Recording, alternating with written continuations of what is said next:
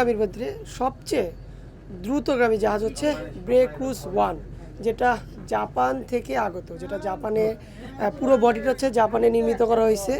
অন্যান্য জাহাজের তুলনায় এই ব্রেক্রুজ 1 হচ্ছে একটি ক্যাটামেরিন জাহাজ, যেখানে দেখতে পাচ্ছেন যে এই ইকুইপমেন্টগুলো সম্পূর্ণ ভিন্ন ভিন্ন। আমরা বরিশাল যেসব লঞ্চগুলো দেখে থাকি, সে থেকে এই ক্যাটামেরিন জাহাজটা পুরোটা ভিন্ন ধরনের, যেটা পুরোটাই অ্যালুমিনিয়াম দ্বারা তৈরি এবং জাপান থেকে আগত জাপান ইঞ্জিন। এবং এই ব্রেক্রুজ 1-এর দুটি ইঞ্জিন হচ্ছে 650 হর্স পাওয়ারের জাপানির ইঞ্জিন।